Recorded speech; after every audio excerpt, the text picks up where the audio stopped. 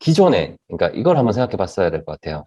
그 블리자드 없이, 액티비전 블리자드 없이 그 마이크로소프트가 가질 수 있는 어떤 그 역량 또는 전략 방향 대비 이 블리자드 들어오면서 생기는 추가적인 게 얼마나 큰 거냐에 대한 고민을 좀 해봐야 될 것 같아요.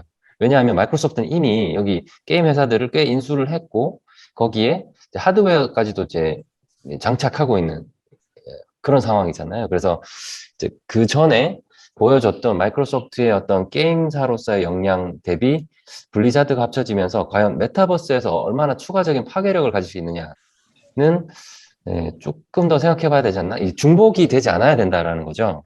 네.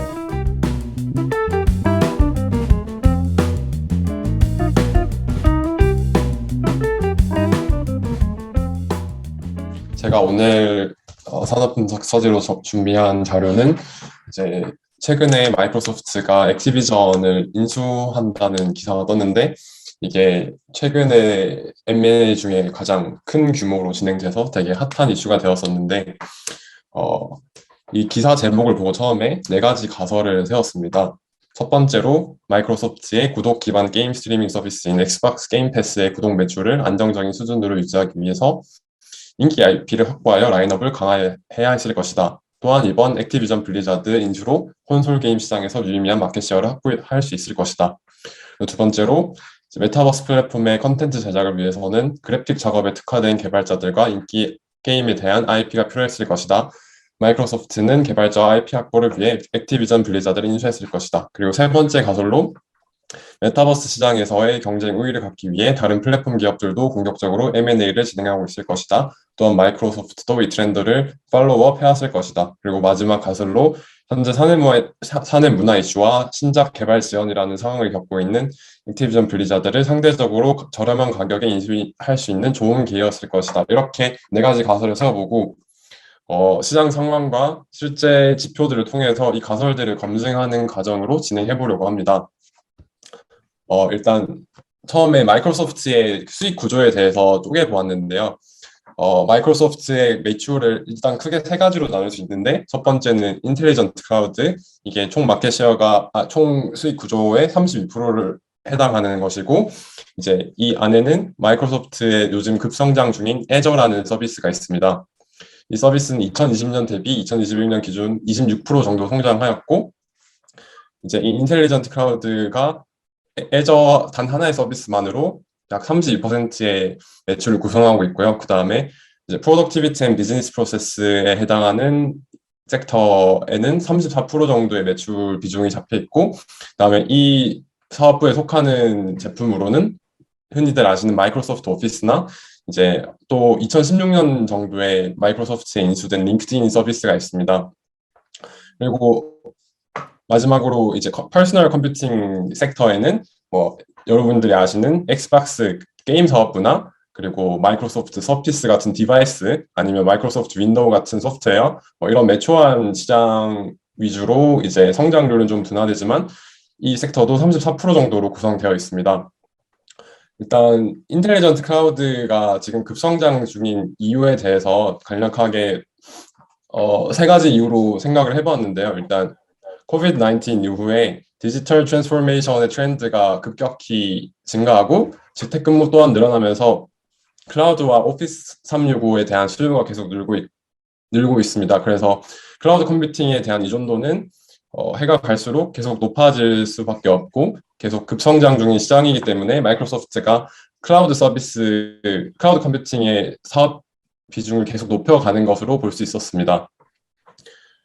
그리고 밑으로 내려주시면 이제 마이크로소프트의 또 하나의 트렌드는 이제 메타버스 시장, 그 중에서도 B2B 중심으로 메타버스 사업을 확장하고 있습니다. 이제 페이스북, 지금 이제 메타로 바뀌었지만 메타나 애플, 구글 같은 경우에는 B2C 중심으로 메타버스 사업을 확장하고 있는데 마이크로소프트는 기업 업무에 메타버스와의 중점을 두고 있습니다.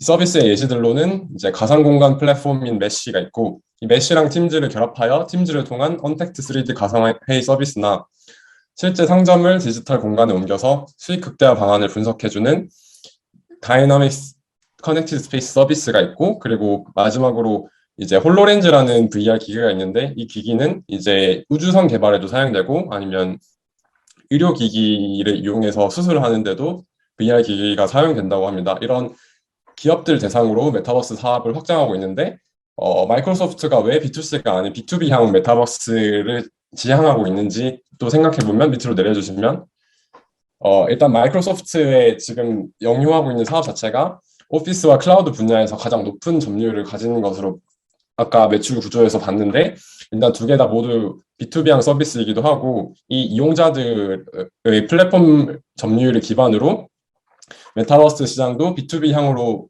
이제 시장을 선도하는 그런 트렌드를 보여주고 있다고 생각할 수 있었습니다. 그리고 밑에 보시는 지표는 메타버스 마켓 자체 사이즈의 그 성장률을 예측한 자료인데 보시다시피 메타버스 마켓 자체가 해를 거듭할수록 2030년에는 거의 10배 정도의 수준인 되게 고속 성장하는 마켓으로 보여지고 있습니다.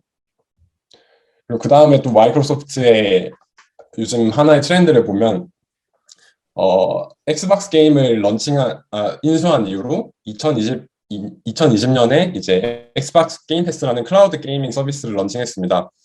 이 패스는 월 $10로 약 150개의 게임을 이용할 수 있는 구독형 서비스로 이제 사용자는 거의 지금 기준으로 3천만 명 정도로 되는 걸로 알고 있고요. 이런 구독형 플랫폼에서 소비자가 구독을 하는 키 바잉 팩터는 첫 번째로 헤비 유저를 이미 확보 중인 클래식 게임, 그리고 두 번째로 대박을 칠 수 있는 신작 게임의 여부에 달려 있다고 생각합니다. 그래서 이에 마이크로소프트는 최근 2014년부터 마인크래프트의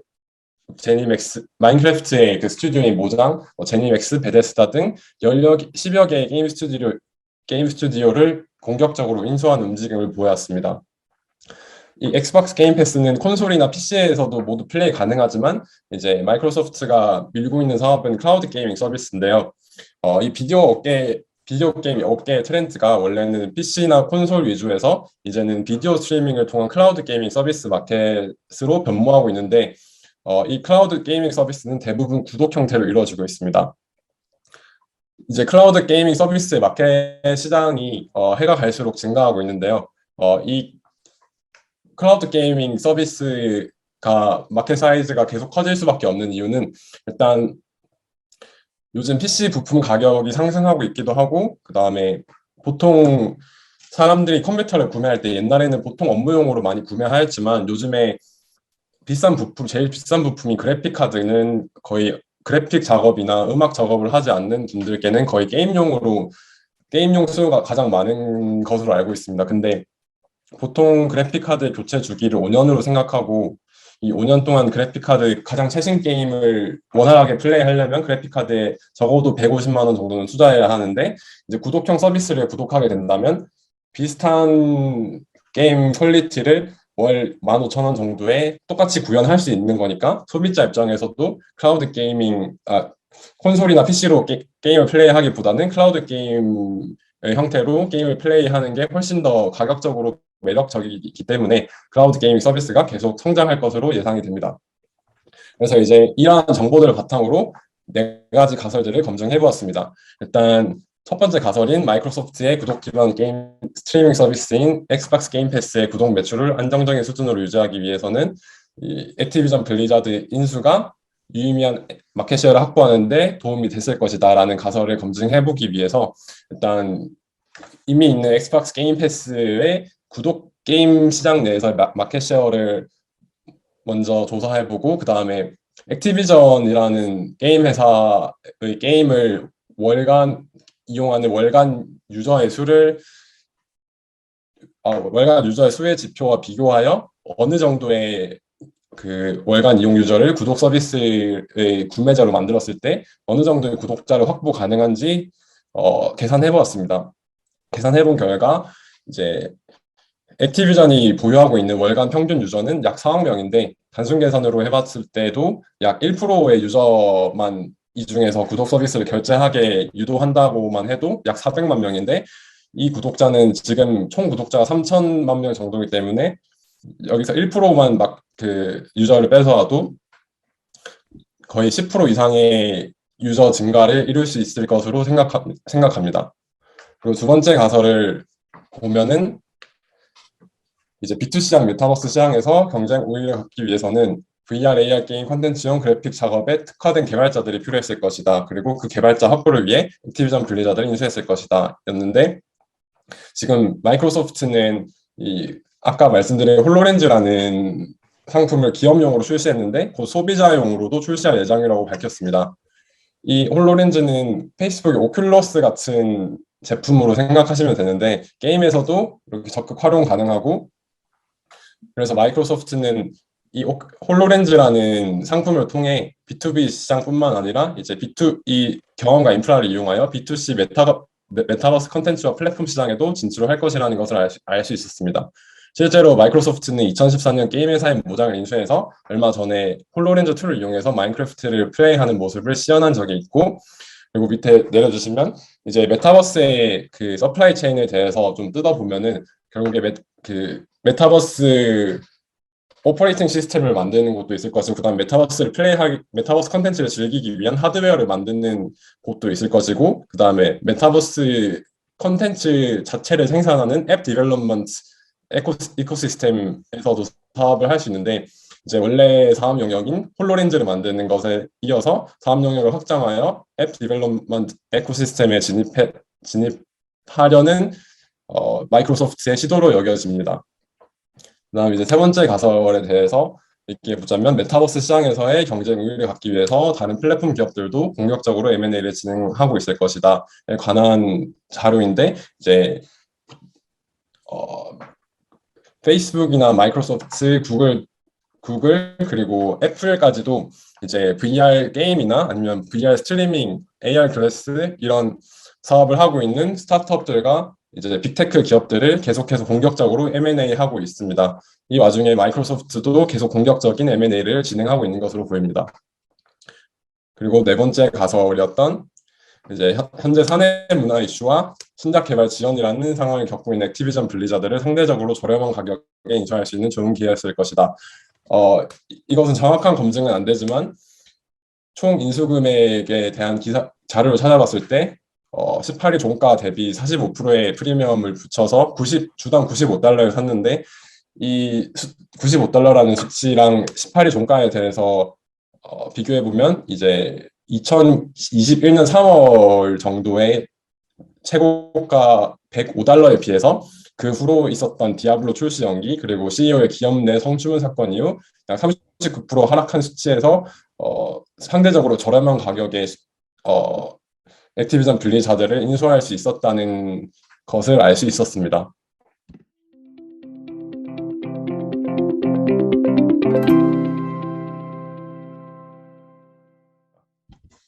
네, 아주 재밌는 토픽이라서 저 재밌게 들었는데요. 이 가설 하나씩 조금 더 살펴봐야 될 것 같아요. 되게 내용이 많았는데 좀 네. 빨리 지나간 것 같은 느낌도 좀 들고 사실 또 새로운 내용들이 워낙 많아서 네. 요거는 하나하나씩 좀 뜯어봐야 되지 않을까라고 생각이 드는데요. 이게 가설 4개 중에서 사실 네. 네 번째의 거는 저 정도 검증이면 될까라는 생각은 살짝 들긴 해요. 그러니까 네, 고점 맞습니다. 대비 30% 이상 빠진 건 맞는데 네. 그 고점이 정말 이제 타당한 가격이었나를 보면 네.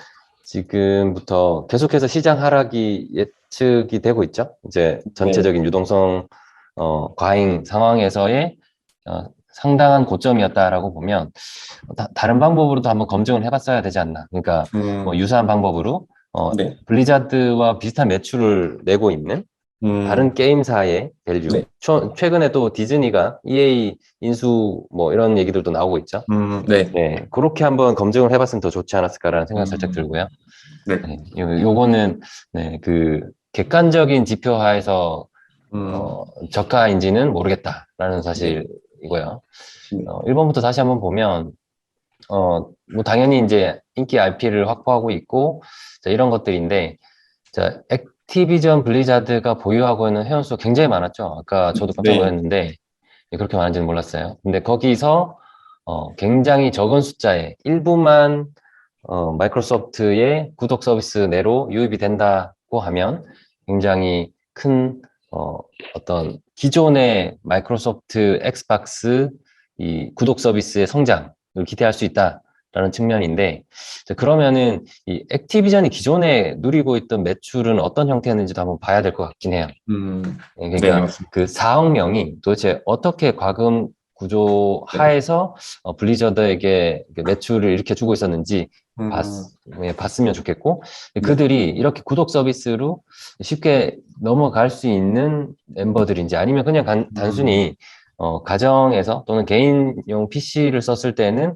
과금되지 않는 구조일 수도 있는 거라서 네. 그런 것들은 좀 확인이 필요하겠죠. 네. 그래서 이거를 단순히 몇 퍼센트로 유입됐을 때 400만 명의 추가 구독자가 유료 추가 구독자가 발생된다, 확보된다라고 하는 거는 매력적인 얘기인데 이 4억 명의 이 퀄리티가 어떤지는 한번 검토를 해봤어야 음, 된다라는 생각이 네. 들어요. 네, 네. 그렇게 했을 때 이들 중에 어느 정도가 유료 구독자로 전환될 수 있는 세그먼트이고 또 음, 나머지는 사실 그럴 수 있는 여력은 별로 없다 또는 좀 성격이 다른 유저들이다 이런 판단도 할 수 있을 것 같고요. 네. 네, 어쨌든 1%만 온다 하더라도 400만 명이니까 엄청난 이 추가 수익을 낼 수 있는 건데 이제 그거 가지고 이제 그러니까 이렇게 됐을 때는 이건 약간 플러스 알파라고 계산을 하는 걸 테고 그러면은 액티비전의 기존 유저로서는 계속해서 남아 있어야 되는 건데 구독 서비스로 넘어가 버리면 그 400만 명은 사실 액티비전의 블리자드 기존 서비스는 조금 사용하지 않게 되거나 또는 유료에서 또 좀 빠지지 않나라는 생각은 음, 들어요.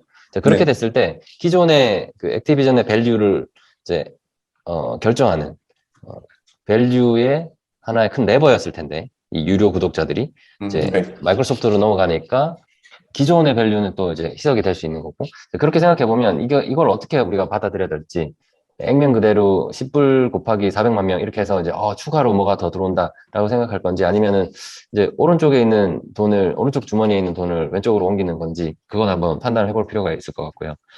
그럼에도 불구하고 플러스 한파는 분명히 있을 것 같고 이제 액티비전에서 어떻게 과금 체계를 가지고 있었고 그다음에 그 전략 방향이 어떠하냐 대비 마이크로소프트의 이 구독 기반 게임 스트리밍 서비스가 얼마나 파워풀한지를 조금 더 한번 분석을 해봤으면 더 납득이 됐을 것 같아요.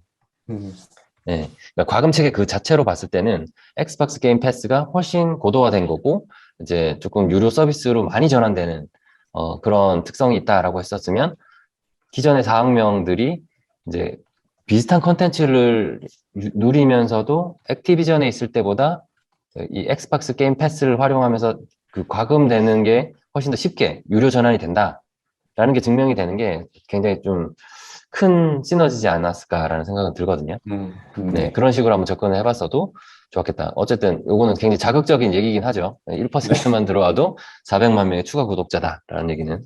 네. 그리고 이 메타버스 시장에 대한 얘기가 저도 되게 이렇게 흥미로운데 네. 메타버스 시장에서 마이크로소프트가 기존에 그러니까 이걸 한번 생각해 봤어야 될 것 같아요.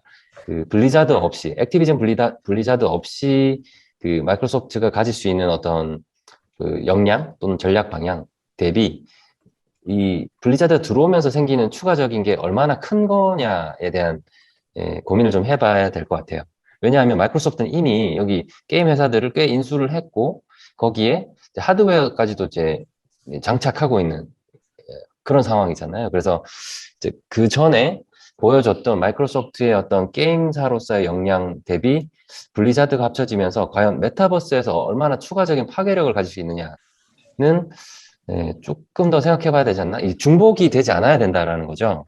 네. 네, 맞습니다. 14년에 모장 등등등 이 마이크로소프트가 인수했던 메타버스에서 뭔가 조금 뭐랄까요 드라이버가 될 수 있는 업체들을 인수했는데 다시 또 여기에 온탑으로 더 한다라는 게 어떤 의미인 건가?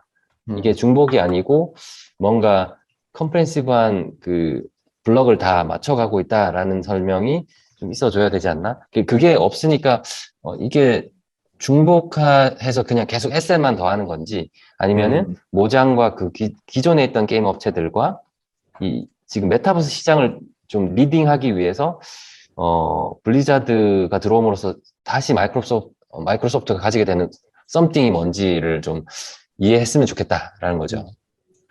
그게 여기서 설명될 수 있으면 더 좋았을 것 같긴 해요. 그러니까 음, 오큘러스 같은 하드웨어 가지고 있고, 그다음에 이걸 수도 있죠. 그러니까 어떤 음, 컨슈머를 세게 가져올 수 있다라는 생각을 할 수 있는데, 근데 그거는 B2B에 집중한다라는 얘기하고는 또 좀 맞진 않았어요. 그죠? 그 마이크로소프트는 B2B에서의 고객풀을 굉장히 세게 가지고 있는데, 음, 액티비전 블리자드를 가져옴으로써 B2C 고객들을 잔뜩 가져올 수 있다. 그 효과를 집중적으로 이제 봤다라고 하면은 납득은 되는 얘기인데, 그렇지 않고 여전히 B2B를 계속해서 타겟팅하고 있다라는 얘기가 이제 어디선가 있었죠? 어디였죠? 어, 아, 이 얘기를 하셨네요. B2C로 이제 나가려고 한다라는 네, 거고, 맞습니다. 거기에서 아마 그러면은 액티비전 블리자드의 시너지가 좀 음, 크게 있었지 않았을까라는 생각은 살짝 드네요. 마이크로소프트는 B2B에서 일단 할 만큼 다 하고 있고, 메타버스에서도 우리가 리딩하고 있고, 거기에 필요한 여러 가지 엔진들, 개발 엔진이든 이런 것들은 모장이나 게임 업체들을 가져옴으로써 다 확보했는데, 하나 모자란 게 B2C에서 아직 우리 프레젠스가 약하다. 그거를 어떻게 확보할 것이냐? 근데 액티비전 블리자드가 있고, 얘네들이 4억 명을 데리고 있네? 대부분 다 B2C네? 이렇게 해서 이제 들어올 수 있는, 네, 그러면은 B2C와 B2B의 시장을 한 번에 리딩해 볼 수 있는 그런 지위를 가져갈 수 있죠. 네, 그 측면에서는 좀 확실히 시너지가 있을 것 같고, 네, 단순히 게임사, 마이크로소프트가 기존에도 계속 게임을 인수했었고, 그런 동일한 맥락에서 액티비전을 인수했다라는 평가보다는 B2C로의 굉장히 빠른 페네트레이션이 이 액티비전을 통해서 이루어졌다라고 보는 게 맞을 것 같아요. 그러면 블리자드와 마이크로소프트의 메타버스가 어떻게 이제 그러면 어, 화학적으로 합쳐질 거냐, 음, 이거에 대한 챌린지도 있을 수 있겠죠. 그래서 네, 액티비전 블리자드의 컨텐츠와 거기에 있는 IP들과 그다음에 거기에 고객 저변, 그들의 어떤 게임의 사용 패턴, 그것과 마이크로소프트가 기존에 가지고 있던 메타버스 플랫폼으로서의 성격들이 어떻게 조합을 이루어서 이제 새로운 메타버스 플랫폼 B2B와 B2C 각각에서 나타날 수 있느냐를 한번 그려보는 것도 좀 의미가 있을 것 같고요. 네, 그리고 그렇죠. 뭐 지금은 메타버스가 가장 빅테크 기업들이 이제 관심을 가지고 있고 그 시장 안에서 어떻게 뭘 할 수 있느냐가 가장 큰 화두이기 때문에 뭐 베팅이 이제 굉장히 커지고 있는데, 네, 요런 얘기는 할 수 있고요. 아까 요 얘기는 우리가 다 했었고요. 그죠? 네, 네. 기존의 마이크로소프트라고 하면 아까 이제 잠깐 좀 얘기해 볼 수 있는 거는 여기 우리 매출에서 되게 재밌는 얘기를 해주셨어요. 인텔리전트 클라우드 서비스에서 이제 굉장히 앞서 나가고 있는 업체고, 네, 마이크로소프트가 어떻게 그럴 수 있었는지 우리가 전에 한번 다루긴 했는데, 아, 그 아마존 웹 서비스 대비 마이크로소프트가 이제 굉장히 치고 나가고 있고, 네, 그것들의 그 동인들을 살펴보면 아마존 웹 서비스가 그냥 굉장히 러프한 인프라를 제공한다라고 하면 마이크로소프트는 그 인프라 위에 세부적인 어플리케이션들을 다 커스터마이징해서 제공하기 때문에 현재의 이런 B2B 시장에서 이 클라우드 서비스 수요자들은 마이크로소프트처럼 이렇게 되게 핀포인트된 서비스를 가지고 있는 서비스 공급자에게 굉장히 혹하게 는 거죠. 음, 그래서 굉장히 급성장 중이고, 사실 마이크로소프트의 최근 시가총액은 이러한 그 B2B 시장에서의 인텔리전트 클라우드 서비스의 파괴력이 큰 역할을 하고 있다.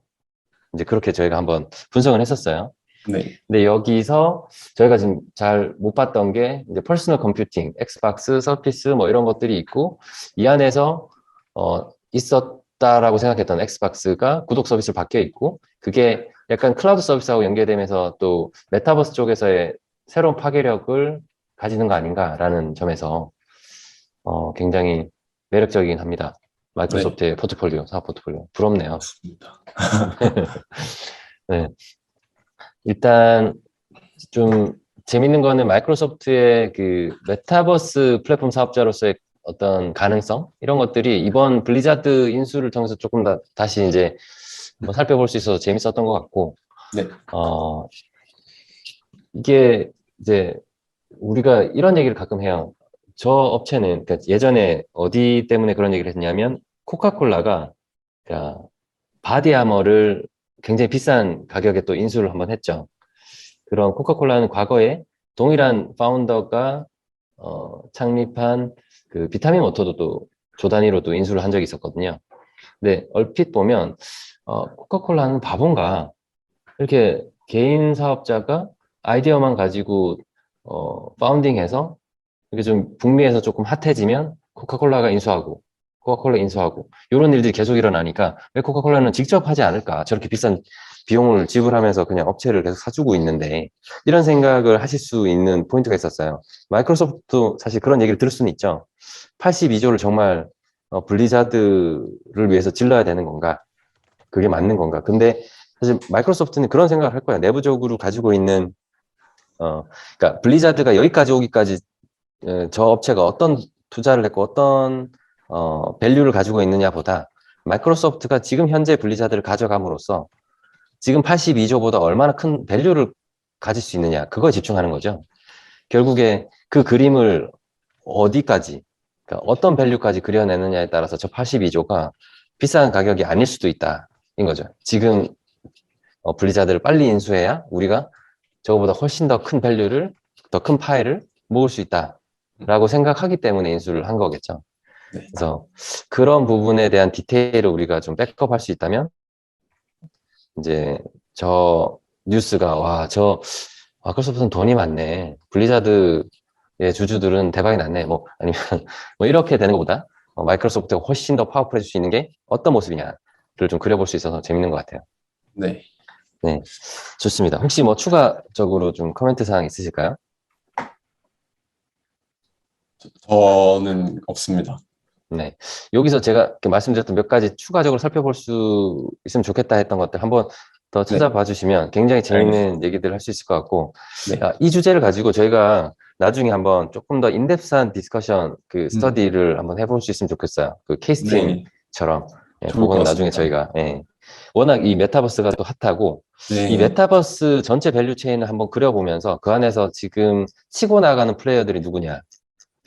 이 얘기하면 되게 재밌을 것 같거든요. 여기 아까 제가 요거 보면서 되게 재밌다고 느꼈는데 이 밸류체인 정말 많은지도 잘 모르겠어요. 이거 아, 네, 요거보다 조금 더 우리가 한 번 더 검증해 가면서 메타버스 시장 또는 메타버스 비즈니스 모델 또는 서플라이 체인 등등의 컨셉으로 한번 메타버스를 조금 우리가 이해해보고 그 안에서 어떤 업체들이 어떤 플레이를 하고 있는지 그리고 현재 그런 시장 상황이 5년 뒤, 10년 뒤에는 어떻게 변해갈 건지를 한번 그려보는 거 되게 재밌는 작업이 될 것 같습니다. 실제로 그게 그려지면 국내에 있는 다양한 유관 사업자들, 뭐, 그, 유니티 같은 이렇게 언어를 쓰는 또는 제페토를 운영하고 있는 네이버, 뭐 이런 네. 국내에도 다양한 사업자들이 이미 있잖아요. 네. 그 사업자들이 어느 포지션에서 어느 쪽으로 이제 가려고 하는 건지, 그런 것들도 우리가 좀 눈여겨 한번 볼 필요가 있을 것 같아요. 맞습니다. 네네. 좋습니다. 네, 좋은 수고하셨고요. 대답 감사합니다. 네네.